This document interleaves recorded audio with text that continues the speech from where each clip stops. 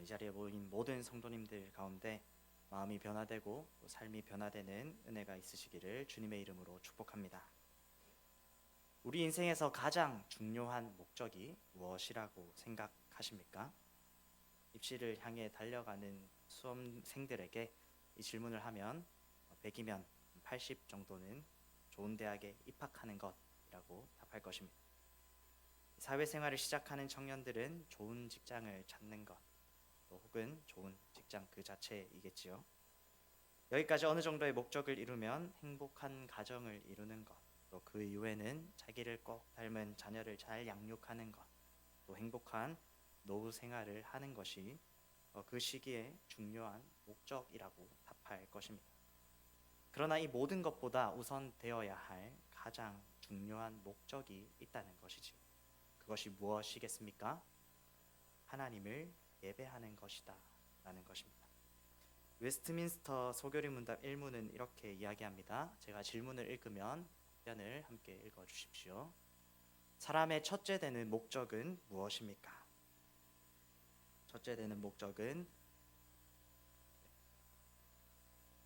답변을 같이 읽어주십시오. 시작. 사람의 첫째 되는 목적은 하나님을 영화롭게 하고 그분을 영원토록 즐거워하는 것입니다. 이 소교리 문답 1문이 우리에게 가르치고 있는 것이 무엇입니까? 우리의 가장 중요한 목적은 하나님을 영화롭게 하고 그분을 영원토록 즐거워하는 것, 즉 예배라는 것입니다. 우리 삶의 가장 우선되고 중요한 목적은 예배입니다. 대학이나 직장, 또 가정이나 성공한 인생이 아니라 하나님을 예배하는 것, 그것이 바로 우리의 목적임을 기억하시길 바랍니다. 우리의 삶의 가장 중요한 또 유일한 목적은 하나님을 예배하는 것입니다. 그래서 고린도전서 10장 31절은 그런즉 너희가 먹든지 마시든지 무엇을 하든지 다 하나님의 영광을 위하여 하라 라고 이야기합니다. 무엇을 하든지 그것을 통하여 하나님을 예배해라.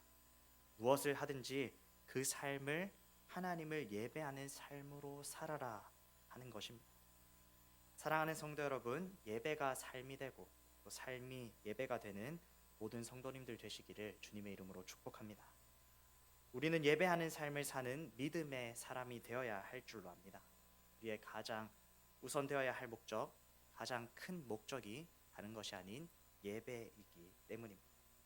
모든 삶 가운데 하나님을 예배함이 우리의 가장 크고 중요한 목적임을 늘 기억하며 하나님을 예배하는 그 예배하는 삶을 살아내는 성도님들 되시기를 우리 주님의 이름으로 축복합니다.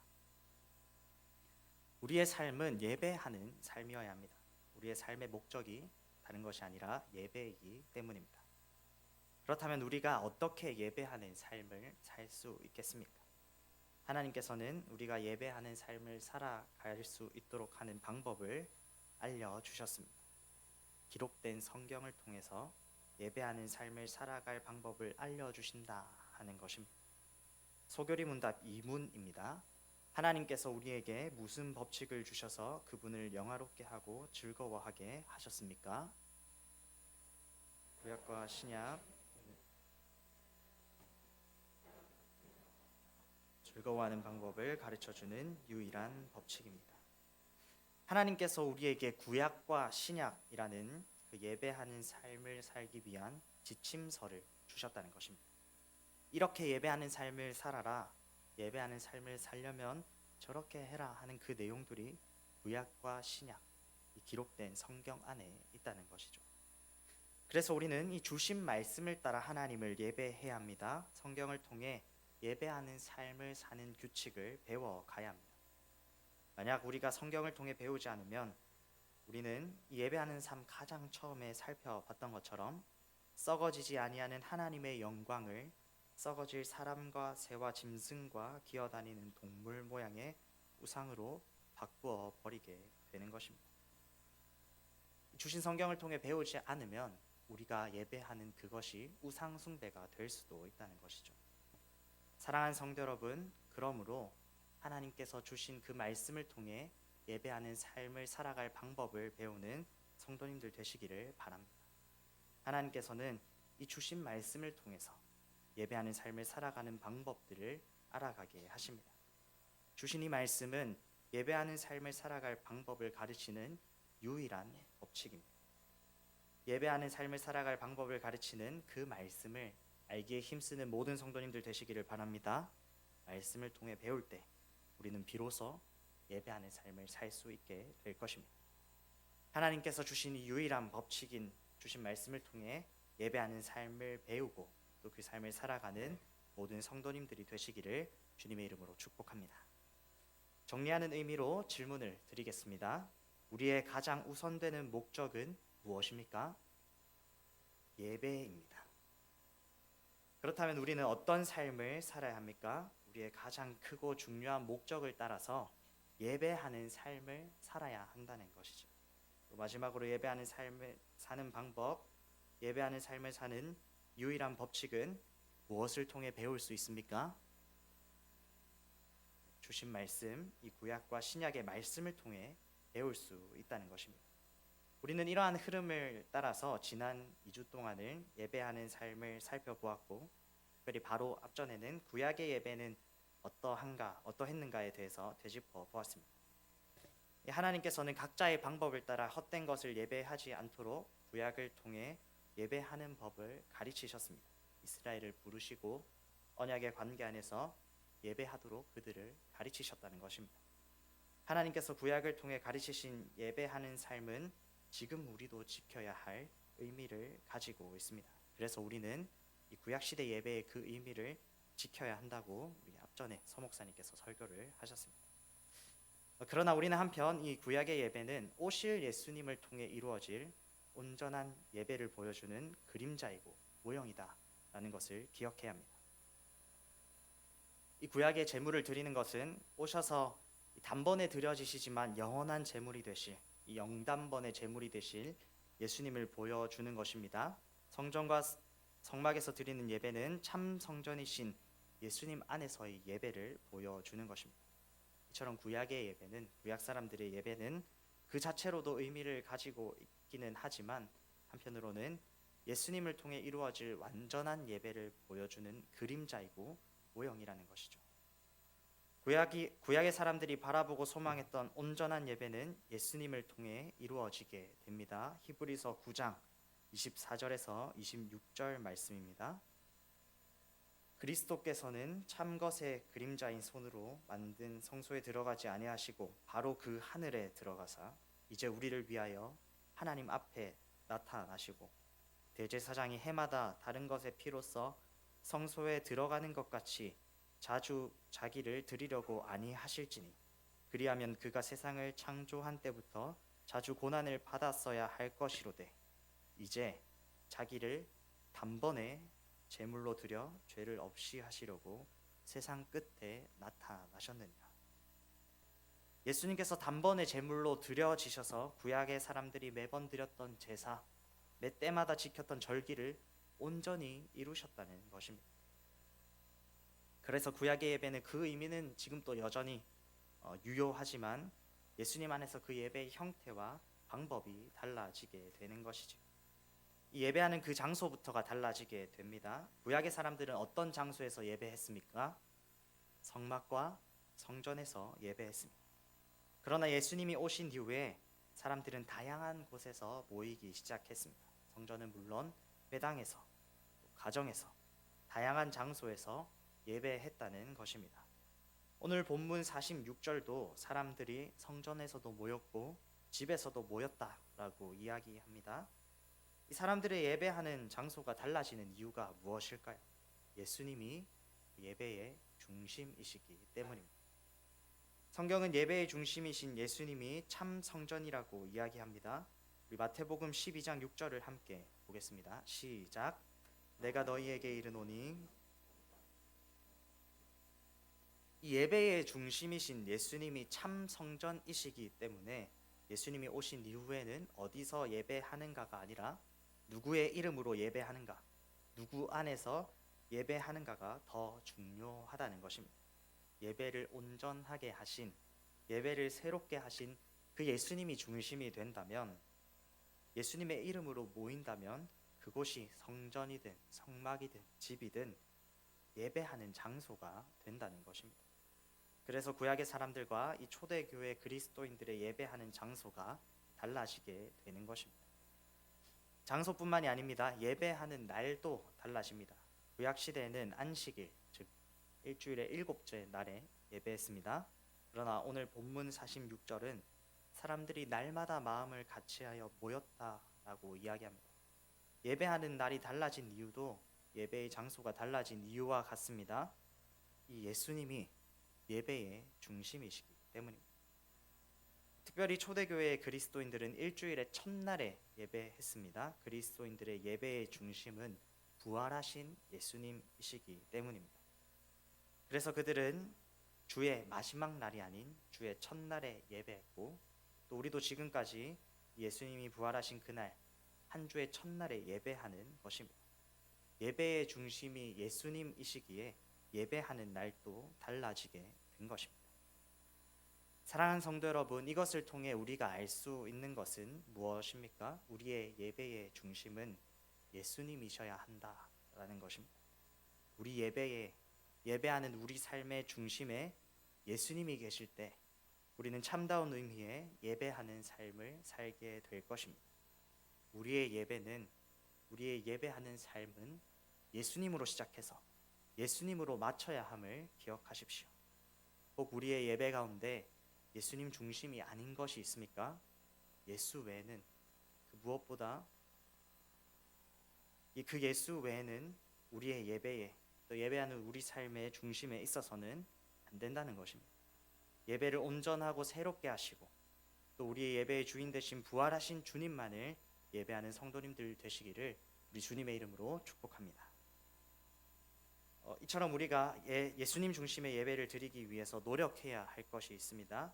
예배의 중요한 이 형식들이, 예배의 요소들이 예수님 중심이 되도록 해야 한다는 것입니다. 사도행전 2장 42절을 함께 보겠습니다. 시작. 가르침을 받아 서로 교제하고 떡을 떼며 오로지 기도하기를 힘쓰니라. 우리 한 번 더 읽겠습니다. 그들이 사도의 가르침을 받아 서로 교제하고 떡을 떼며 오로지 기도하기를 힘쓰니라. 이 말씀은 초대교회의 그리스도인들이 어떻게 예배했는가, 그 예배의 형식을 보여주고 있습니다. 예배의 중요한 형식, 이 예배 가운데 행해지는 세 가지가 무엇입니까? 사도들의 가르침입니다. 설교와 또 서로 떡을 떼는 것입니다. 교제함과 기도입니다. 초대교회 그리스도인들의 예배에는 말씀과 기도와 성찬이 있었습니다. 먼저 초대교회 그리스도인들이 예배할 때 하나님의 말씀이 선포되었다는 것이죠. 본문 42절은 그곳에 모인 그리스도인들이 사도의 가르침을 받았다라고 이야기합니다. 이 사도의 가르침이 무엇입니까? 기록된 하나님의 말씀이라는 것이죠. 초대교회 그리스도인의 예배에서는 하나님의 말씀이 선포되었습니다. 예배 가운데 말씀이 반드시 있었다는 것이죠.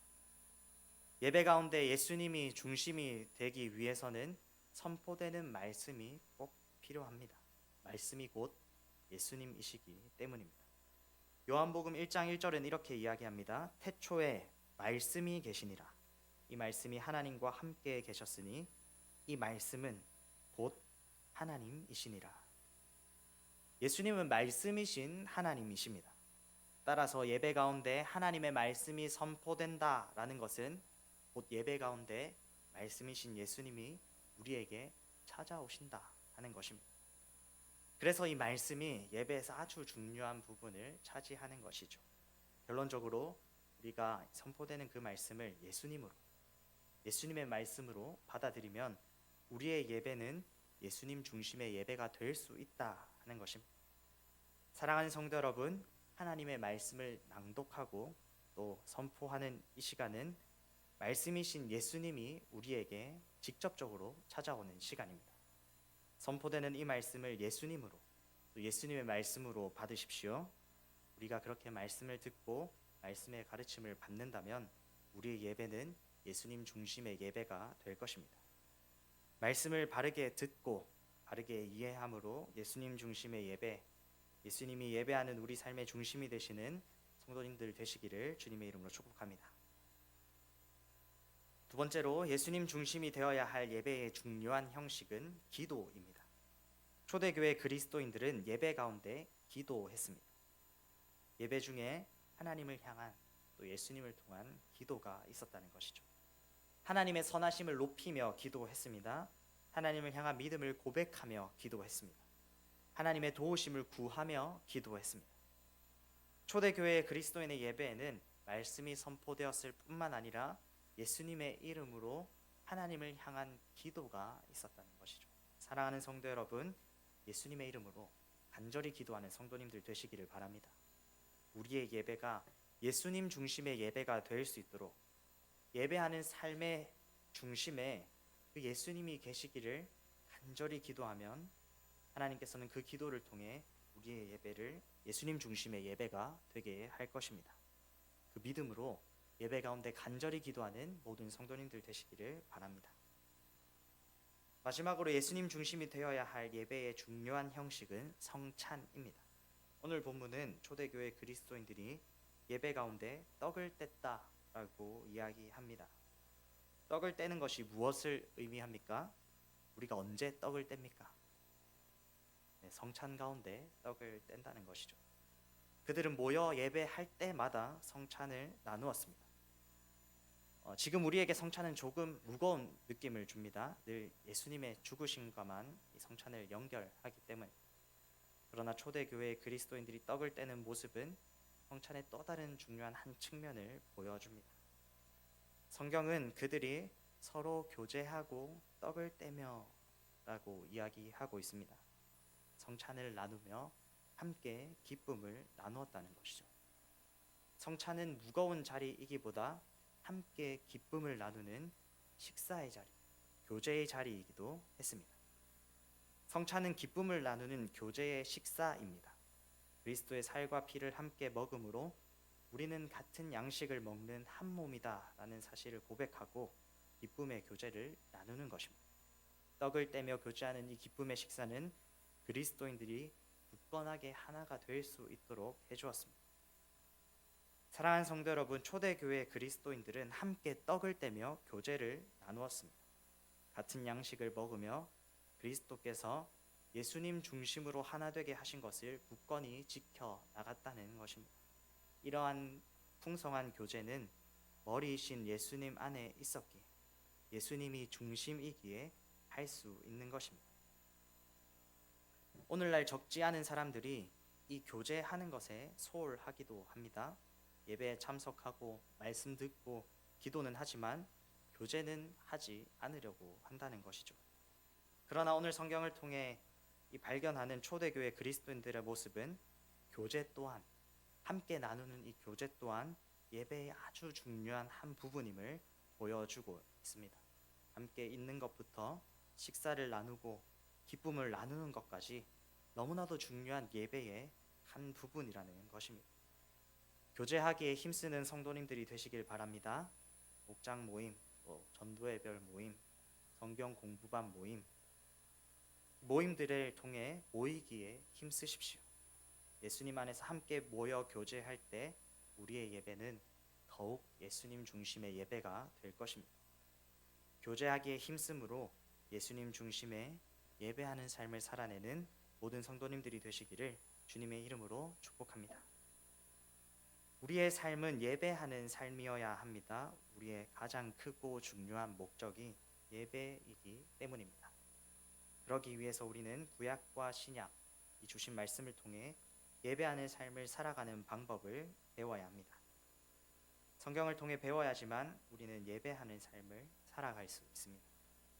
구약의 말씀들은 우리에게 너무나도 중요한 의미들을 전달합니다. 그러나 한편 구약은 예수님을 통해 완전해질 예배의 모형이고 그림자입니다.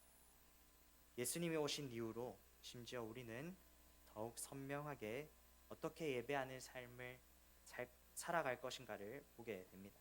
예수님께서 오셔서 십자가에 달려 죽으심으로 모든 제사와 절기를 온전히 이루셨기 때문입니다. 자기 몸을 들이신 예수님의 단번의 제사를 통해 우리는 온전하고 새로운 예배의 삶을 누리게 됩니다. 그래서 예배의 형태와 방식이 달라졌습니다. 이제 우리는 성막이나 성전에 모여 예배하지 않습니다. 예수님이 성전보다 더 크신 분이시기 때문입니다. 예수님 안에 있는 우리가 모이는 이곳이 예배의 자리입니다. 그래서 지금 우리가 저기 예루살렘이 아닌 지금 이 자리에서 예배하고 있는 것이죠. 또 우리는 안식일을 지키지 않습니다.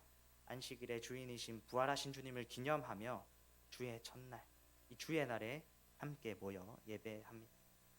따라서 초기 그리스도인들의 예배를 요약하면 예수님 중심의 예배다라고 이야기할 수 있겠습니다. 그렇다면 예수님 중심으로 예배하기 위해서 기억해야 할 것이 있다는 것이죠.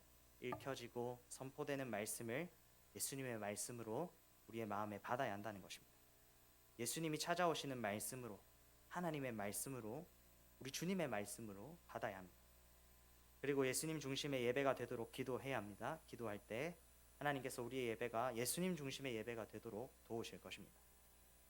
또 예수님 안에서 교제를 나누어야 합니다. 예수님 안에서 함께 먹으며 교제함으로 예수님 중심으로 하나 되게 하신 것을 더욱 지켜 나가야 합니다. 이런 모든 것들을 통하여 예배하는 삶을 살아가는 성도님들 되시기를 바랍니다. 예배가 삶이 되고 삶이 예배가 되는 그런 성도님들 되시기를 우리 주님의 이름으로 축복합니다. 그러나 우리가 기억해야 할 것이 한 가지 더 있다는 것이죠. 우리는 여기서 그쳐서는 안 됩니다. 예배하는 삶은, 예수님 중심으로 예배하는 그 삶은 반드시 더 확장되어 나가야 합니다. 오늘 본문 47절 말씀입니다. 하나님을 찬미하며 또 온 백성에게 칭송을 받으니 주께서 구원받는 사람을 날마다 더하게 하시니라. 예배하는 삶이 세상을 향해 나가서 세상의 칭송을 받았다는 것입니다. 또한 그를 통하여 주님께서 구원받는 사람을 날마다 더하게 하셨다라고 이야기합니다. 그렇습니다. 예배하는 우리의 삶은 반드시 세상을 향해 나아가야 합니다. 예배하는 그 삶을 통해 세상의 빛을 비추고 주님의 일하신 가운데 구원받는 사람을 더하게 하는 전도로까지 이어져야 한다는 것입니다. 예배하는 삶은, 예배하는 삶의 그 영향력은 반드시 전도로 이어집니다. 예배하는 삶을 살아가십시오. 예배한 그 모습 그대로 세상을 향해 나아가십시오. 주님의 일하심을 기대하며 그 삶을 통해, 예배하는 그 삶을 통해 전도하십시오. 그때 주님께서 예배하는 우리의 삶을 통해 구원받는 사람을 날마다 더하게 하실 것입니다. 우리의 예배하는 삶의 열매를 보게 하실 것입니다. 오늘 이 말씀을 기억하며 예배하는 삶을 살아가고 또 예배하는 삶을 통해 전도하는 모든 성도님들 되시기를 우리 주님의 이름으로 축복합니다. 우리 말씀을 생각하면서 함께 찬양하시겠습니다.